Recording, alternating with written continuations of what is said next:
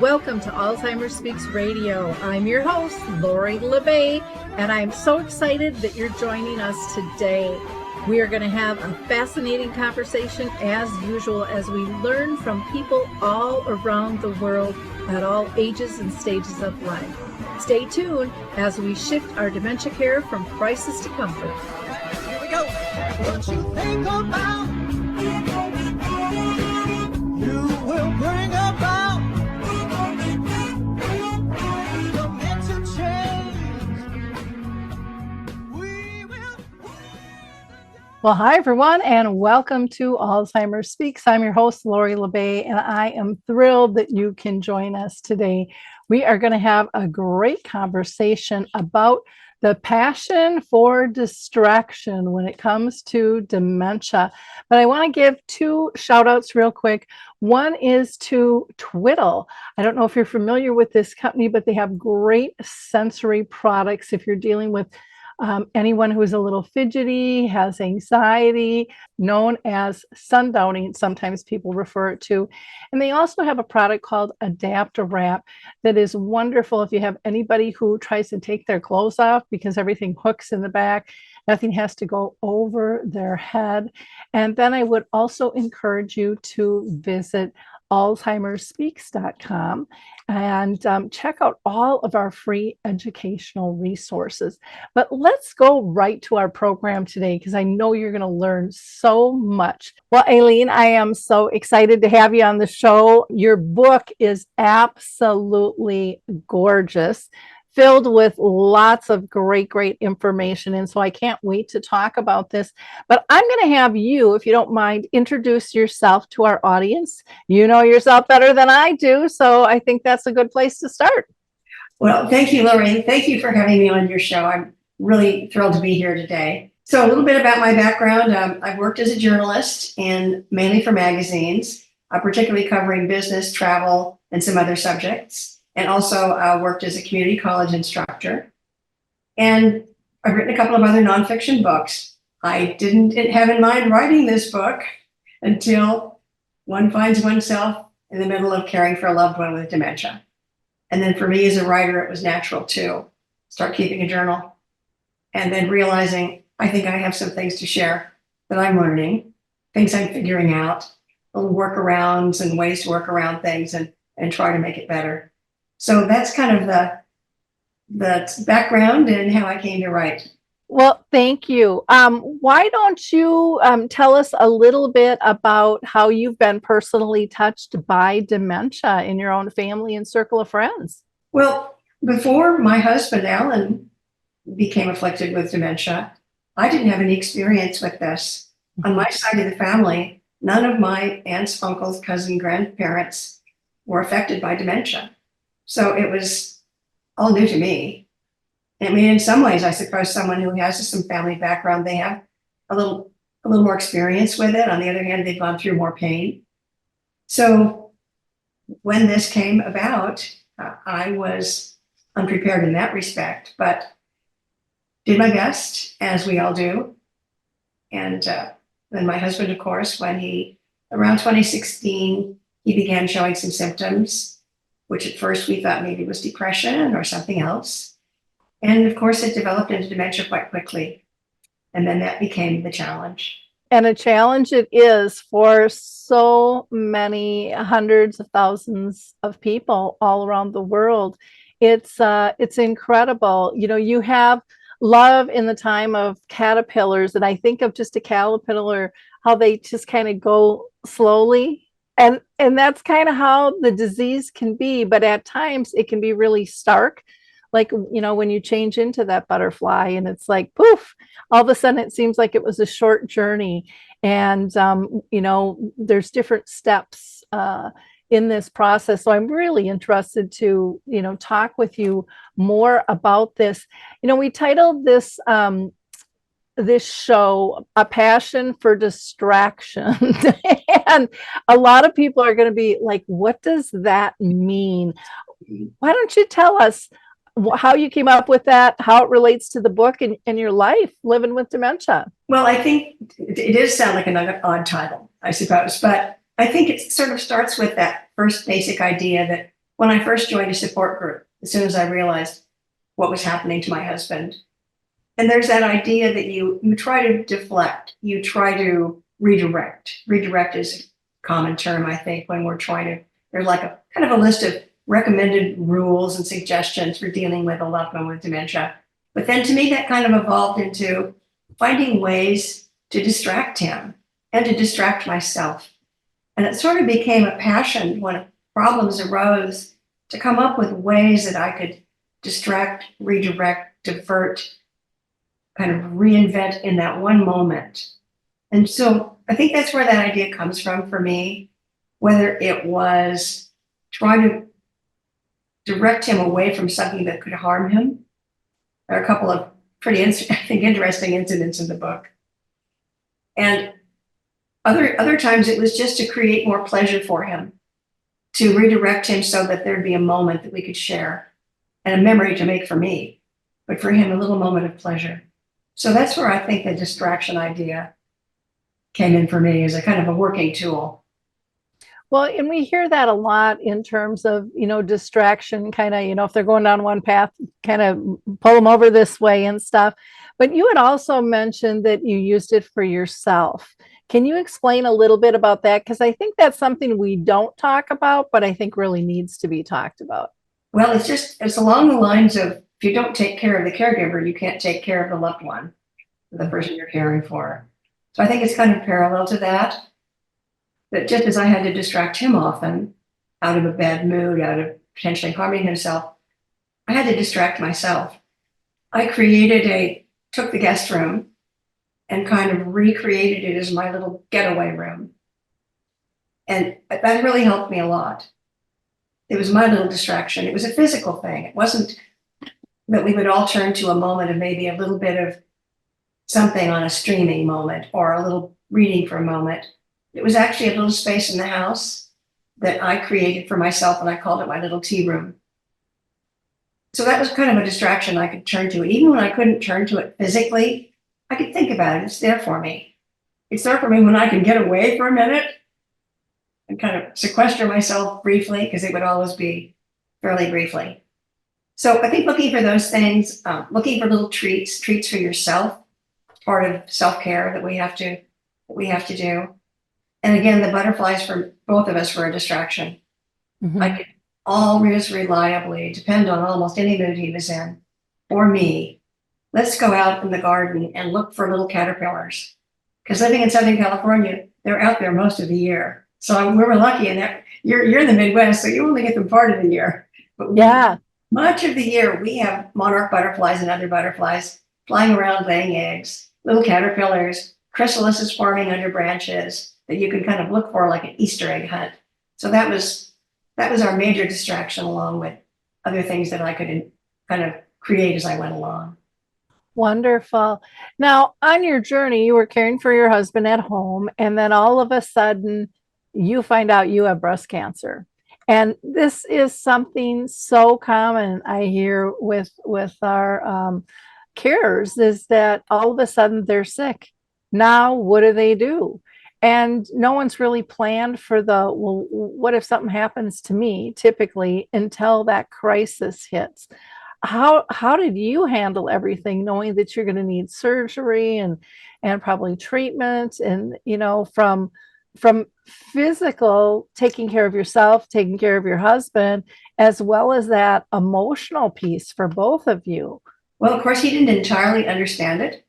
So there was that. He was fairly advanced when this diagnosis came through. Of course, my first thought, anyone who has a cancer diagnosis is like, why me? But for me, it was, why now? What could be a worse time? It's kind of like in a time like that, when you're in dementia caregiving, you don't want the plumbing to all go out in the house, or someone else in the family to get sick that you have to care for. Well, in this case, it was me, and I was the primary caregiver. And his daughter was 2,000 miles away, working, children, husband. So even though she was always there for me as much as she could be, it wasn't easy during that time.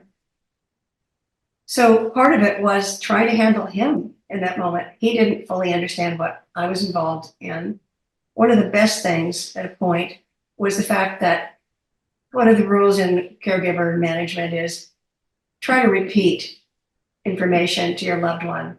Don't, try to maybe tell it in a different way, but repeat if it's really critically important. I tapped into that, finally got through to him. I have breast cancer. He'd been an Army medic back in his early Army service days. I kind of got that through to him, and it became very difficult taking him along on medical appointments. The doctors tell you when to come. So my caregiver was there on Tuesdays for a few hours. Well, I couldn't get Tuesday appointments. I had to bring Allene with me. There were a few incidents in this waiting rooms, which I don't even want to go into, but they were very difficult. And so I thought, I can't take him with me. So one of the gifts of this whole thing, and fortunately, my stepdaughter was able to come out for the surgery. We had our wonderful primary home caregiver who was able to get some extra time. Thank goodness, I was lucky. They managed me, him through that. And then, but one of the gifts before we got to the surgery point was that I came up with one of those distractions, one of those diversions. He'd never been willing to go into dementia daycare. He flatly refused. Took him once. He goes, I'm going to make a scene. I'm not going to be here.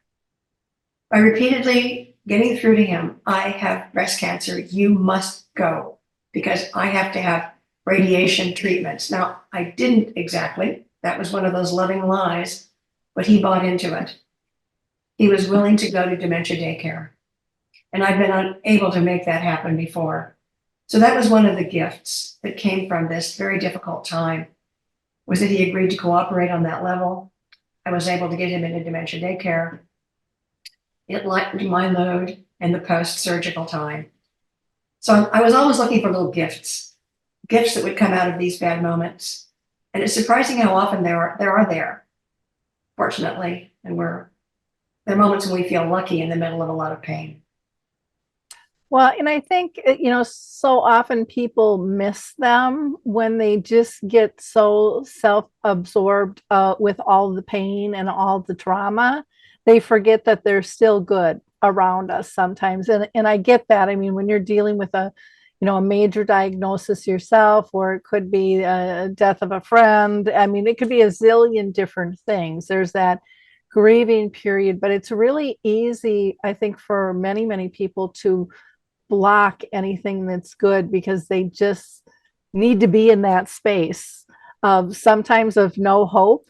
And hopefully they pull themselves out of it. Some people don't, though. Some people just stay there because I do think you have to grieve and you have to feel the pain and the discomfort of whatever it is you're dealing with. But to me, it is so important to kind of always have one eye open, looking for some moment of joy. And it might look really different than what you're used to, but it sounds like that really filled your heart. It was like, wow, that was a big, big thing. And a lot of people might not think it was that big of a thing, but it's like when you've been working at it for so long and he finally agrees, I can't even imagine how happy that made you feel. It did. And right in the middle of all of this, and to think that he'd be there, he'd be safe. And he kind of did a turnaround once I kept repeating, I have breast cancer. You must do this for me, for us. Once he got in, he found out they had good food. And that was a big plus. So again, that was another gift, to find out that I found a place where they had a really excellent chef. And he was pleased. He was really happy to say, oh, I had a wonderful lunch. So again, you're in the middle of grief and you're pre-grieving because you know you're going to lose them. But finding those moments are for them and for you as much as we can. And those are some of the ones that we remember, I think, afterwards too. Those special moments. Well, and like you said, celebrating them together, and then you can, relive them over and over. Because again, you are going to be going through that process of loss and grief of losing a loved one. Some of the smallest little things for my mom, and she lived with dementia for 30 years. She's been gone for 10, are so precious. And they are like a little mosquito flying around that so many people would miss. but it's like, I saw that mosquito, instead of it being a mosquito, it was just, what do they call those little bugs that flash the light? Oh, Um, like, yes. Like I can't think of it. little firefly. A little, yeah, instead of a mosquito, it was a firefly to me. Yes. And it just lit up the night, and it just warmed my heart, settled me down, whatever I'm going through. And it's something that I'm able to keep. And like I said, for some people it might be, they look at it like a gnat or some kind of irritant. But for me, it was so important to be able to see the joy in it and to be able to keep that. I think that helped me survive the journey on so many levels. I can't imagine not being able to find the joy in the journey. And you had such a long journey. Yeah. Mine with my husband was more like 4 years, Mm-hmm. which accelerated quite a bit after we were able to determine that he actually had Lewy body dementia. Because initially, it's so difficult to get any kind of a diagnosis. And you have to assume Alzheimer's and you go forward. And I'm glad I assumed that, because I was able to be part of a support group and learn so much and share with others. But then at a point, it seemed like it was diverging from everything, from all the expectations. And that's when it became apparent there was something else going on here. When you mentioned the gnat and the firefly, because there were moments when Alan was very engaged in our garden and finding some of the bad bugs that were predators of our butterflies. And he'd go out and sit on his little stool and kind of swish away some of these bad bugs. And it gave him a little job that he enjoyed. He'd go out almost every day. And it's a reminder of a little phrase that I learned early on in this journey, which was something to do and something to look forward to. And even though looking forward doesn't always work with our dementia patient, when they don't always have a sense of time in the future, something to do does always work. Finding an activity, being engaged, saying, let's go do a drive-through donut, get a donut, or something to just like change the energy. And I really found that very helpful as I experimented with ways to try to keep us on an upbeat path. Well, and a person with dementia still wants to feel purposeful. They still want to feel like they have abilities to contribute. And I think sometimes we get so busy being busy and checking things off our list. It's like, no, I'll just do that. No, I can do it faster. I can do it better. I can do it whatever. And that is not the point at all. It's about letting them do whatever they're able to do, however they're able to do it, and feeling proud of that and knowing that it's helping the greater good. That is just, I don't think something we can teach enough, not only for dementia, but for everybody in our sphere of influence. I think we shun a lot of people in this world and say, with words or not, you're not good enough or you don't belong. And it's done a lot of harm to a lot of people. And so I think we really have to be more inclusive and more positive and adjust things so that they can find pleasure and purpose as well. I so agree. And I really tried to keep up two areas of his identity as long as I could. And one was he'd always been very athletic, amateur athlete. So we go to the health club, and I signed up for a class where I could look out the window on the second floor and keep an eye on the pool where he was doing lap swimming, his preferred exercise. And that worked pretty well for quite a while. There was a point when it didn't work so well, and we had to kind of set that aside. But I was able to work around that one quite a bit and do enough diversion to keep it working. And the other was he was a math guy. So trying to give him a sense that he still had some financial control was tricky, but worked when he finally allowed me to help him navigate on the computer to our online bank account. When he could see those numbers, he felt like he was still in control. I had to explain what some of those entries were. And one of the big moments came when I had to put a big deposit down for future memory care facility, because by then his daughter and I knew that we were on that path. And I had to be able to explain this large amount, because he would often just say, I'd like to see the bank account, get the computer going, please show me. So his daughter and I came up with a plan, and that was we paid it to her, I paid it to her, and we called it tuition for the grandchildren. So when he saw that big number and said, "What's that?" I was able to say, "Oh, well, Kathy took care, that's reimbursement to Kathy for the grandchildren's tuition, college tuition." And he goes, "Oh, of course, sure." So back to these loving lies that at first it's very painful when you become a dementia caregiver for your loved one and you realize that you need to learn how to tell a loving lie. It's pretty hard to avoid it. And sometimes it's more critical than others. Well, I've never heard it called a loving lie, but I love that term, because it is something that people struggle with. I know I call it fiblets, and there's therapeutic lies. People call it all different types of things. And I mean, I've had, I'll never forget when I was out I want to say it was out in New Jersey, and I had somebody come up and go, "I will never, ever lie to my parents. Never. I can't believe you're telling people to do that. It's unethical. I wasn't raised that way." And I said, "I'm not saying this to be mean. I'm not saying this, to be derogatory towards them.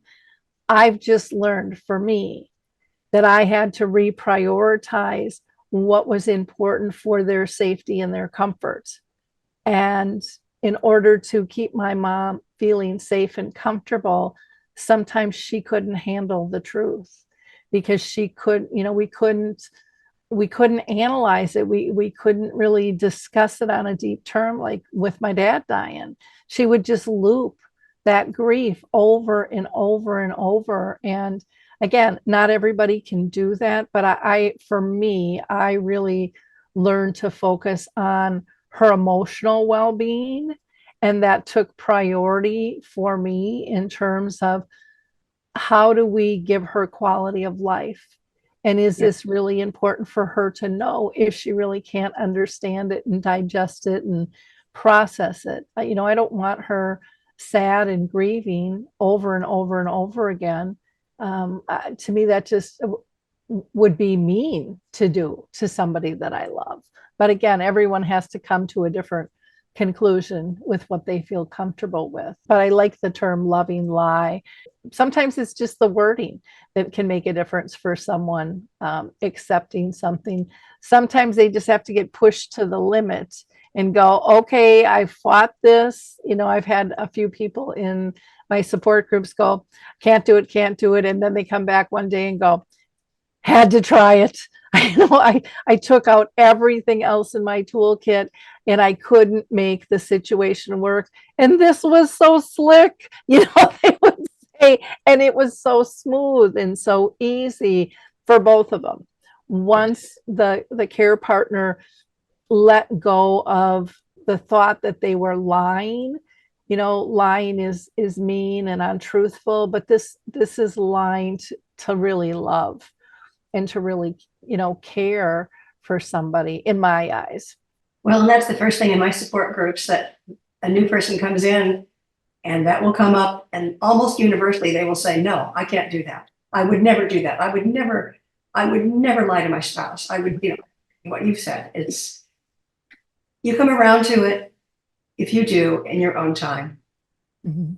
As you say, it's we discover our toolbox as we go along. It isn't like someone gives it to you and goes, "Here are the 6 things in your box." Yeah. It's like, I don't know, here's this stick. What am I going to do with that? But yeah. Yeah. I had one gentleman, and he's okay for me to share this story, but she would always want to go home. Let's go home. So he would just have a suitcase packed by the door, and then they'd go for a drive with the suitcase. And, she would forget about it, and they'd come home, and then they'd land, and then she knew where she was again. And then it got to the point when she didn't know where she was. Then they were on vacation for a while, and then they'd go for a drive. But he was like amazed how simple that was to keep her calm instead of being so distressed. And it turned out kind of a game for him in some ways, because his goal was to keep her calm and happy and comfortable and not be stressed out. And but I'd never seen anybody do it with physical props, like a suitcase. I love the props idea. Yeah. That's great. I wish I'd thought of that. Yeah. That's really clever. And he would say, when they would be leaving, because they lived in a senior community, someone's like, "Are you going somewhere?" "Oh, we're going home." And they'd kind of give him the look like, "What do you mean?" And after a while, he was able to pull people aside and let them know. And they're like, "Oh, okay, have a nice trip," and then they would kind of play into the whole thing as well, because they loved her too, and they wanted her to be happy and stuff. So It's a wonderful story. I love that because again, that would probably give her a sense of joy. Everyone has memories somewhere buried in our minds of taking little trips or going to visit someone they love, and just that little suitcase idea. It's such a great idea. I love that. yeah, yeah. So on your journey, how did you figure out kind of the home caregiving help despite your husband not really, wanting it? And that can be in different levels, from you helping to, I don't know if you hired outside help to come in, to you talked about, adult day. I mean, there's so many different ways that help can support you. So how did you start and maneuver through it all? Well, of course, it started with me saying, I can take care of this. I can handle this. Mhm. Because initially, it was quite lovely. We had so much time together. I was loving that we had all that time together. I would plan things for us to do while he was still highly cognitive. And it was like we were dating almost all over again. But then, and actually, my stepdaughter was the one who said, you need to start thinking about this before you desperately need it. Because I kept saying, I can do this. I'm fine. I don't need anyone. And then as soon as that question came up, of course, we knew that her dad, my husband, would say no, would no way want any stranger in the house. And I think that's true for probably all dementia patients, but maybe especially for men. The idea that this is my castle. I do not want a stranger in this house. So I started doing the research, found out that a typical minimum coverage would be 4 hours at that time. So I started looking into it and finding out, to me, it was just, okay, we'll test the concept. We don't desperately need it yet. But I'm glad I did because it took a while. And so I would recommend to anyone that sometimes you talk to people now, they read my book and they ask questions. Don't wait. Start thinking about it early. Have some kind of a plan. Because as I started to look into it, I found out that one of the companies of the several that were available in my area had a home service that connected to their residential facility. So there was a chance that some of the people who was caring for my husband might be the same ones who would be at the facility. And I thought, that seems like a great advantage. When the day came that he did eventually have to go into care there. So we tested a little bit, and the first person who came to the house was a nice middle-aged woman. And my husband liked to tell stories. Well, they weren't the kind of stories that a middle-aged woman would be likely to be interested in. His military service, some science, things like that, his skydiving. So I came back from my first little 4-hour freedom to run errands, and they were sitting in the backyard in chairs, no words. He looked really glum. She looked a little like didn't know what to do with him. And the next day I thought, I'm going to ask the service for a male home caregiver. That made all the difference. The next time we had a male caregiver. It took a couple. One of them left to get another job. The third one was the perfect person. And it enabled my husband to tell those stories that are part of his identity. And even if the guy might not have been so interested in each one, there was just something about the dynamic that was just perfect. And I was so glad. So that might not work for everyone, but in our case, and again, being a guy, it was so helpful. And the final caregiver that we were able to get, who in the end was the one who was able to escort my husband into a facility, which was like a miracle. Because by then we were in COVID, and it took something special to be able to make that happen. But he was great because he got completely into the whole monarch butterfly thing. So they were like two guys with a hobby. It was just wonderful. But it took going through some experimentation, and I'm glad that we started early. And I'm glad that I listened to my stepdaughter when she said, you really need to start looking into this, because what am I going to do if you get sick? She said, I'm 2,000 miles away in Chicago. You're in California. I need you to take care of you for my dad as well. So I'm glad for the process we went through. It took took quite a few steps, but it worked out for the best. Well, it's nice that you were a team, in doing that. And she could see things, sometimes people on the outside can see things that we can't see. So true. That, and we think we've got it handled until all of a sudden, oh my gosh, we don't, and so it was nice that she was there to support you in terms of knowing what was to come in the future and how to handle that best for your husband. I loved when you talked about, home health care and getting it in early and then realizing maybe a male would be better than a female, and again, part of it's getting to know your person and what they like, what they don't like, when it comes to not only those stories, but sometimes showering and grooming, all of those things can come into play as well.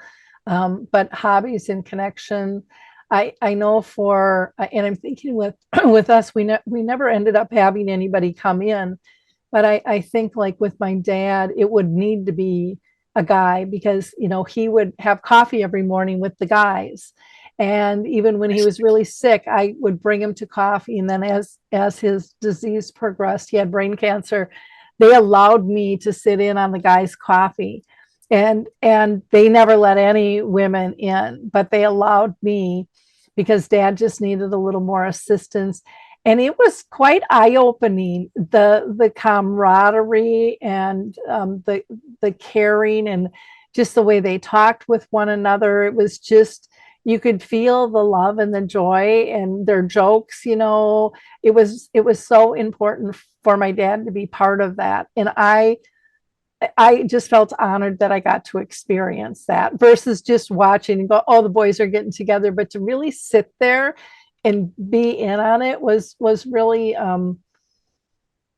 really gave me a lot of wisdom, I guess. I felt I picked up in terms of that, the importance of that. I mean, I know what it's like to get together with my gal friends and how we laugh and, but communication is different. Topics are different.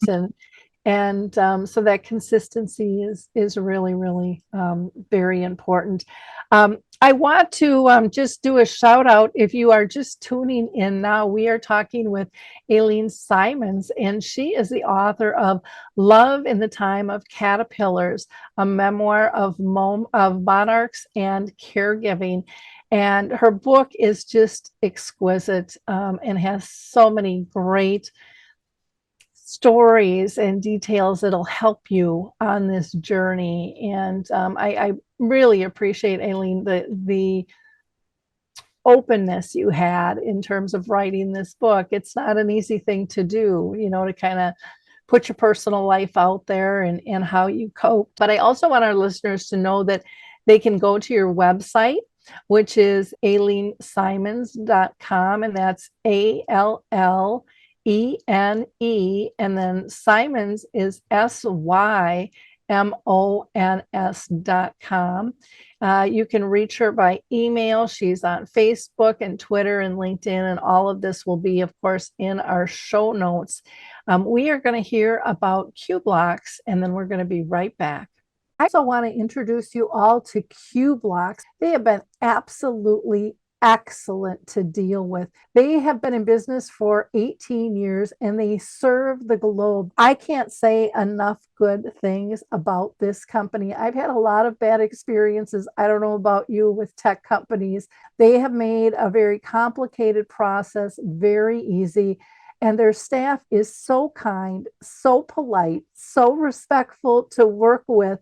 And when I am frustrated and ready to pull my hair out, they just smile and tell me everything's going to be okay. And they really are just on top of the communication, which alleviates so much stress as an owner when you're dealing with tech issues. You can get a 10% discount. Visit them at Q Blocks, at CUEBLOCKS.com, or you can email them at letstalk@qblocks.com.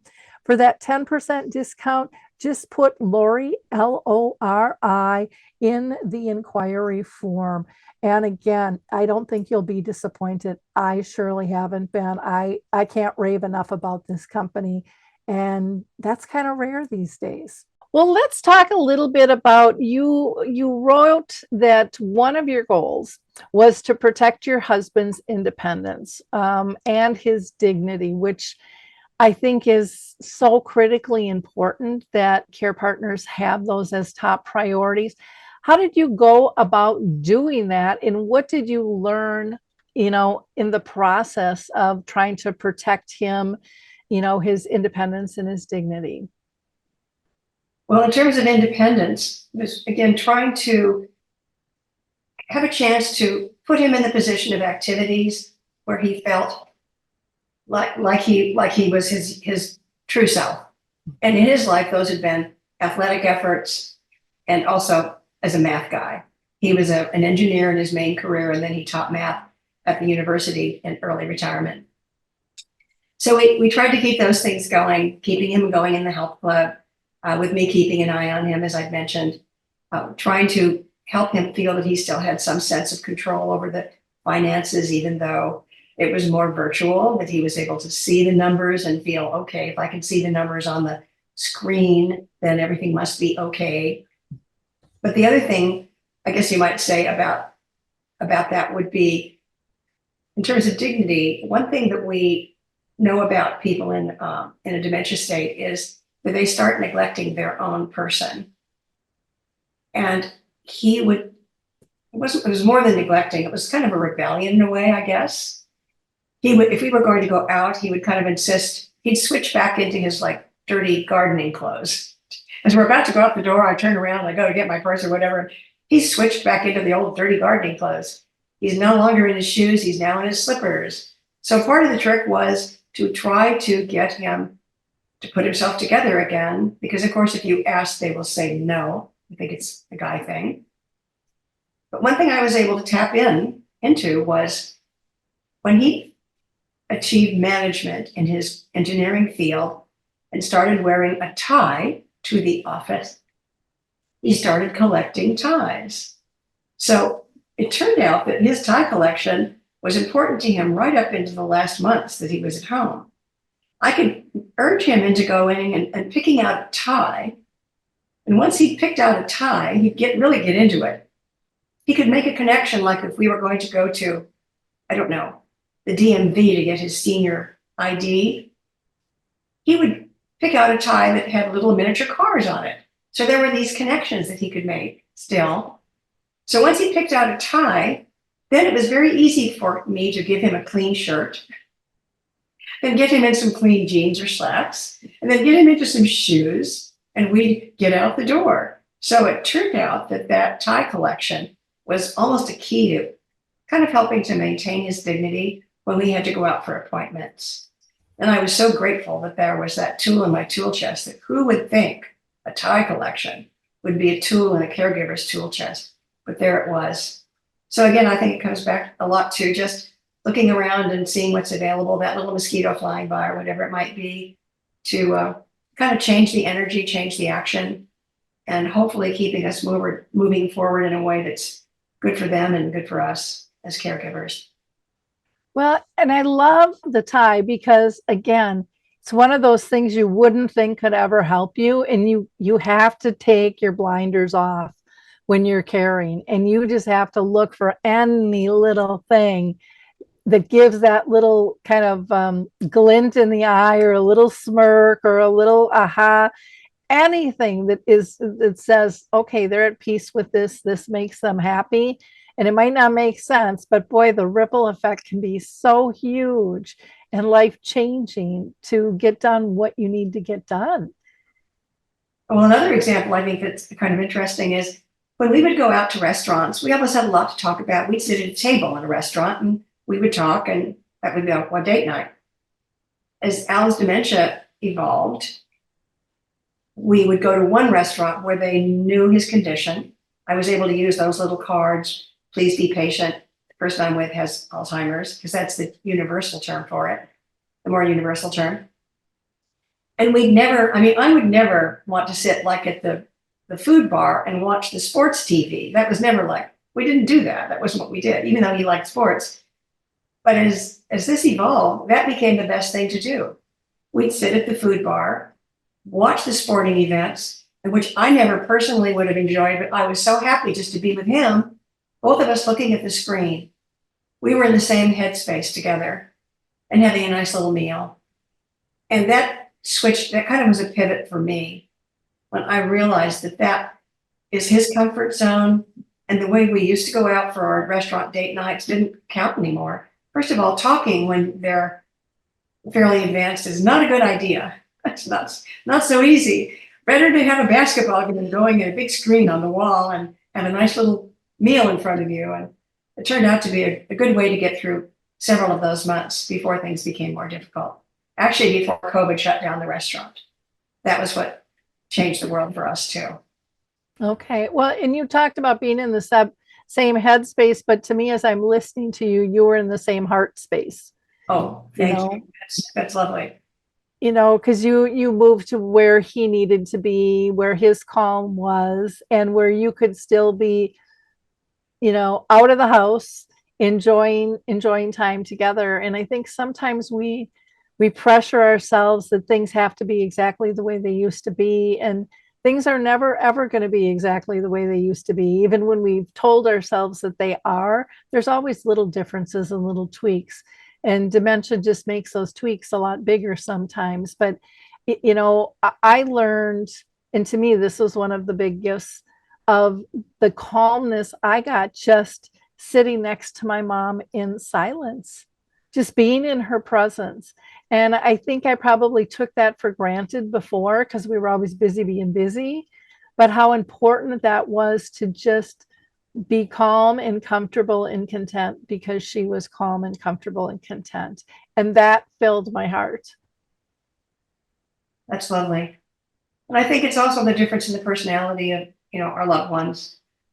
Again, he was someone who responded to activity and action. And that was because prior to that, we were both very engaged in our own careers and the things we shared together in travel. But this meant that I was looking for activities to kind of keep his spirits up. Mm-hmm. Yep. Wonderful.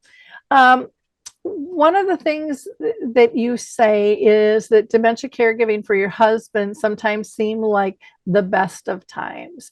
And people will probably go, what? How the heck can that be? Well, certainly in the early months, I really felt not only this isn't so bad, but it was like we were on a date all the time. Because I'd been teaching part-time at the local community college, and I was able to give that up, and willingly. I had a nice run there, and it was time. And we had so much time together. And before, we'd been very busy with our careers. And now we were doing things daily. We were doing all sorts of things because he was still able to do that at the time. And he was still highly cognitive. And I thought, pinch me, this is great. This is wonderful. I couldn't yet see I knew it was going to an unpleasant place at some point. But those were the early best of times. And then I think because I felt that way, I tried to carry some of that with me, looking for little moments. Again, our garden was the best occasion to do that. Up till his last months before he was in the facility, we could still go out into the garden and have a little moment that I still was saying, pinch me, I've got a little moment right now with him as we're both looking at a baby caterpillar, say, something like that. But there were moments that you take with you and treasure. It's kind of like with my step-grandchildren. With the whole family, we'd be doing things together like a trip to Catalina or wherever we'd go once a year, we'd have a family trip. And you're building memories for everybody. For the older ones, for the middle-aged ones, for the little kids, for later going, oh yeah, we used to go to Catalina Island with Grandpa and Grandma. And I felt like I was building memories for me with him. There'd be these little snapshot moments with him. I'm thinking, remember that. And hopefully he's having some pleasure in that immediacy of that moment too. But there was one day when I'd lost my cool. He had kind of been taunting me and, you try to not lose your cool, but sometimes you do. We're not perfect. And I'd lost my temper and I felt really bad. And that night, and I mentioned this little incident in the book too, there were like tears running down his eyes and he said, don't give up on me, which is a horrible thing to hear and so sad because I knew at some point I would have to, But of course I said, of course, honey, no. And the next morning he picked a tiny, tiny little flower and he brought it in a little pill cup in water and he gave it to me. And it was just one of those moments, one of those still the best of times moments that I'll never forget. Oh, making me cry. Well, because we think that they don't remember, but like you said, he knew the next day and he's bringing you this gift. He carried it over to the next morning. Yeah. And to hear somebody say, don't give up on me. And I hear that from my people living with dementia. That is one of their biggest fears. And rightfully so. None of us want anybody to give up on us. And yet, like you said, we're not perfect. We're going to have our moments, just like they're going to have their moments too, where, you know, they're going to push us or they're going to be upset and not be able to understand. I mean, that's part of life, but to be able to see the love that is still there is just really, really fantastic.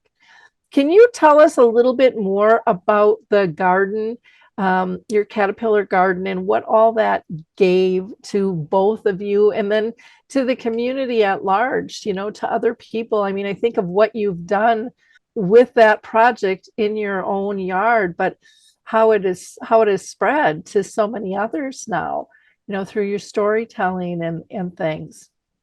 Well, it's really kind of a national movement, as you may be aware. I don't know if people are becoming more aware. Monarchs are in decline. And so many of us are trying to do our part to sort of encourage them to thrive.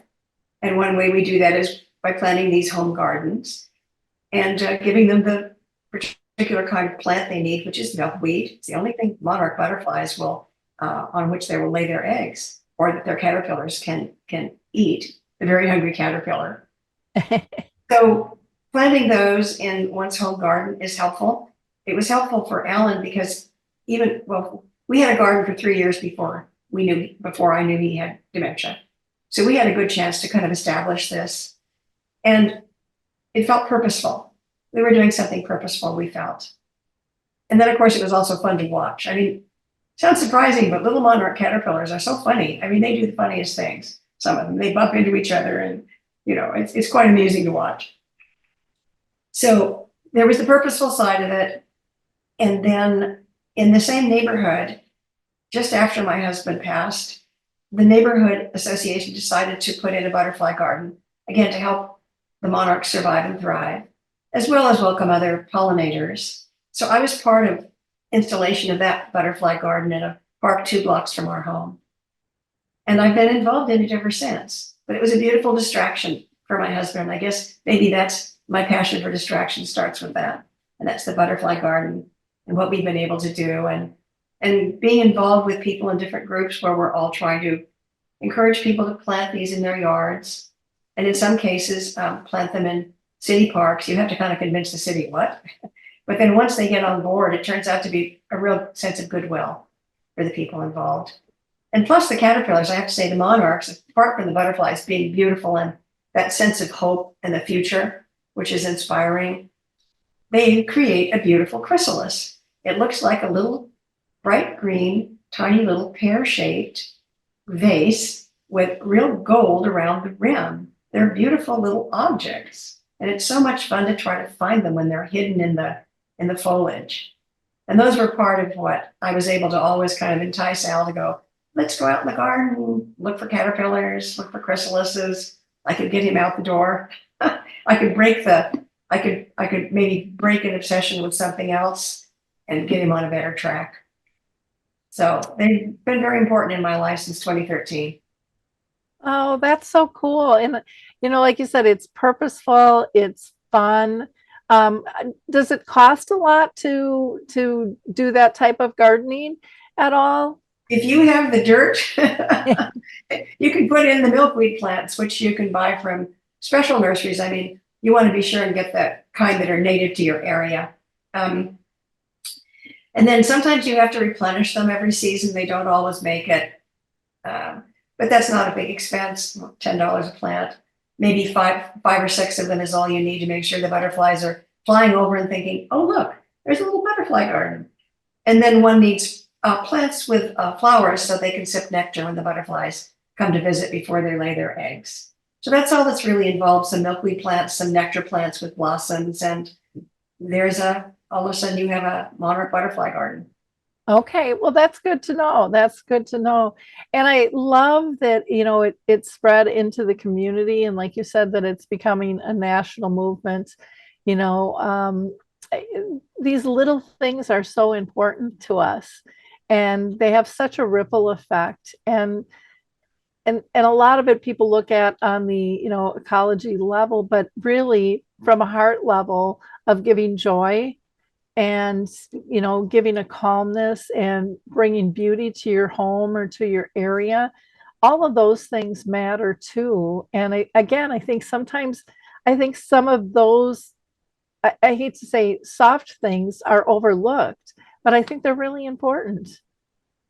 And I could not avoid the metaphor that even as the butterflies are going through their stages to freedom, it was pretty hard to avoid the whole idea that my husband was kind of going the opposite way, but that as long as he was cared for and loved, and happily I had a wonderful caregiver, and then happily we found a wonderful facility. They were wonderful to him.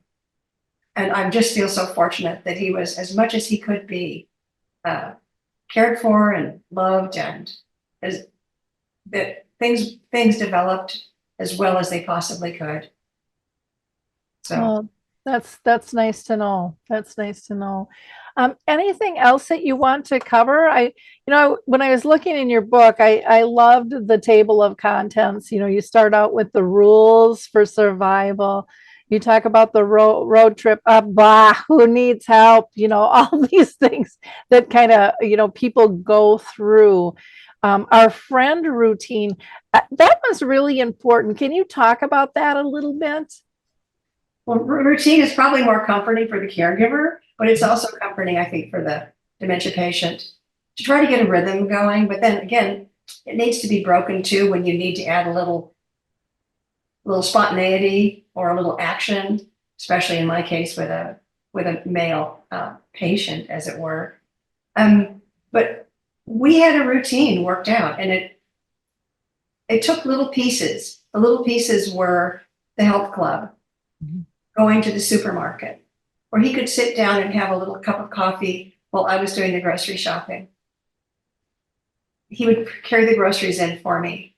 It was a day out, twice a week we would do this. And I felt that routine, I would just breathe into that routine and feel like we're okay. This is all okay. We could go to the health club, go to the supermarket across the street, have our little treat, go home, go out in the garden. And I knew that routine had to be elastic because it would change. But to the extent that we could manage a routine, it was part of the best of times for me, and probably comfort for him. But in the middle of that routine, as I write in the book, just as everything is going along and I'm thinking, we can keep doing this, this is fine. We go to the supermarket one day, I turn up the aisle with my groceries, and he's gone. And I thought, oh, he's gone into the men's room. No, he had walked out of the store into a very busy street, and he was about to cross this 6-lane street, going nowhere. And it was the beginning of the wandering. So that was kind of a shocking end to the routine that had been sustaining us for actually quite a few months, in which I had so much faith in that we could keep doing this indefinitely, maybe. But when wandering starts, you're in a whole other world. Their danger, your own uncertainty. Probably one of the best things about that whole wandering problem that persisted until it was time for him to go into care was that he loved wearing his iPhone on a holster on his belt. Hooray. You have the app called Find My Friend, or now it's called Find My. He didn't know it, but I was always able to track him down. And when he would wander, I would sort of just show up and say, hi, honey, having a nice walk? Let's go do a drive-through Starbucks or a drive-through donut. But that was the kind of a variant on routine, I would say, was when things started going sideways. Well, I was going to ask you if you used any technology because that can be so helpful, until they don't want to carry it anymore, with them. I've seen people use the ear tags and sew them into clothing, Yes. where there's just a little pocket and they drop them in like the back of the shirt or the back of the pants that they don't know is there. And it's just a little pocket and they take them out before they wash them, but just something, again, one of those little add-ons. I know with my mom, it would have been tough because she wasn't into the technology. We would have had to hide something in her purse, but the purse would go missing. And so a lot of times we would buy 2 or 3 purses. So instead of her being upset when she lost a purse, this is ended up when she was in the community, then they would give her, they'd like, oh, Dorothy, we found it here. And they didn't. We just always had backup purses for her. Oh, And that's then great. the other one would pop up, in the future sometime. But that was a way we kind of kept her calm and things. But we would have had a really hard time if she was a wanderer. That's for sure. That's extremely challenging. There was a point where I would park the car in front of the house and I'd take out a book and I'd be talking to a friend because I could see when he'd climb out a window. And I'd be able to like, oh, hi, honey, let's go look at the caterpillars. But I was sort of, like on a stakeout in the car in the front of the house at a point. He'd go out through a window, not necessarily a door. He'd Yes, go out. he Oh, he's toward the latter time at home. He would go out a window. He was just bent on being out, going wherever that is that they need to go when they're at that point in their mind. And of course, our home was not his home. I was not his wife. He'd never been married. He didn't, by that point, I was a stranger, which then became dangerous because I became an intruder. So that's one of those things on that checklist of you have to start rethinking how you're handling the whole care situation. But and some of those moments are funny to look back on now, really, when I think about it. And fortunately, he loved the gadgets. So for him, he'd always had his iPhone in his holster, but not at night. If he got out at night, of course, he didn't have his iPhone because he wouldn't be completely dressed. And then I had a different challenge. I'm driving around in the dark in the neighborhood trying to find him. But once when he went out in the daytime, he wandered onto the mayor, didn't live very far from us, a couple blocks away. He wandered onto the mayor's property. And when I looked at the map on Find My and realized he had trespassed, not only trespassed, he was on property that they might have had like a security guard. And I thought, oh my gosh. Well, at that point, I got home and I phoned the police and reported that I had a husband in this neighborhood who had dementia, so that people knew that he was wandering. And I felt at least better about that being on the record, so that if something like that happened again, they'd be able to sort of cross-reference that there was someone in this area that was likely to wander. We learn these tools as we go along. yeah. And that was a good idea. We've had, and a lot of people don't know this, but people can call in most areas 911 non-emergency and register their person so that they know, their name, their nickname, who their care partner is, where they live, what they like, what they don't like. Do they typically turn right or left when they leave the house? All of these things, and a description of height and weight and all of those types of things. Car license plates, even if they haven't driven for a long time, they might decide they're going to grab those keys. I was thinking when your husband crawled out the window, he might have been in teenage years where he was going to sneak out at night. Who knows? They are like teenagers at a point. Yeah, you just don't know. Well, Yeah. this has just been such a wonderful conversation, Allene. I really appreciate all that you've shared with us. And I would encourage people to check out your book again, Love in a Time of Caterpillars. And again, it's just a gorgeous, gorgeous book. And where can they get this at? Is this on Amazon or through you on your website? It's on Amazon, Barnes and Noble. It's in the Libby library system. I've got links on my website to those different places, not to the library because you have to register at your local library for that. So it's out there, both paperback and an ebook. Okay, wonderful. And again, her website is ALLENESYMONS Symons.com. And again, she's on Facebook, Twitter, and LinkedIn as Allene Symons for all of them. So kudos to you. You're consistent on all of those. And then they can also email you as well. And again, everything is in the show notes. For our listeners, I encourage you to be a giver of hope. Please like, click, and share this episode. This is how we help people. You know, we have to be able to share the services and products and tools that are out there. And one of the easiest and best ways to do that, it costs you no money and it takes very little time. But boy, it can make a huge difference in somebody else's life. Again, thank you so much for your time. We appreciate you being part of our community here at Alzheimer's Speaks. And Allene, thank you for your time with us today. Thank you so much. It's been a joy to be here. Thank you. Bye now. Bye.